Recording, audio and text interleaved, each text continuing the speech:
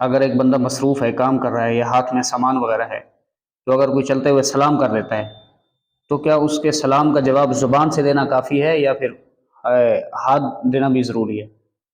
حدیث شریف میں آتا ہے نبی کریم صلی اللہ صلی علیہ اللہ علیہ وسلم وسلم۔ نے ارشاد فرمایا کہ جب دو مسلمان سلام کرتے ہیں اور مصافحہ کرتے ہیں، ہاتھ ملاتے ہیں، صحیح۔ تو ان کے ہاتھ چھوڑنے سے پہلے اللہ تبارک و تعالیٰ ان کے گناہوں کو معاف فرما دیتے ہیں۔ سبحان اللہ۔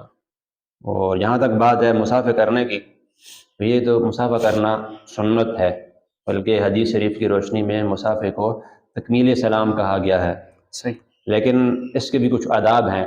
ایک آدمی اگر مصروف ہے، جلدی میں جا رہا ہے، یا اس کے ہاتھ میں کوئی سامان پکڑا ہوا ہے، یا جیسے آج کل سردی کا موسم ہے، اس نے اپنے ہاتھ واسکٹ کی جیب میں یا کوٹ وغیرہ کے اندر رکھے ہوئے ہیں، چادر کے اندر لپیٹے ہوئے ہیں سردی سے بچاؤ کے لیے، ایسے موقع پر پھر دوسرے آدمی کو مصافحہ کرنے کا مکلف نہیں بنانا چاہیے، اسے تکلیف نہیں دینی چاہیے، صرف زبانی سلام کر لیں، السلام علیکم ورحمۃ اللہ وبرکاتہ، اسے ہاتھ ملانے پر مجبور نہ کریں۔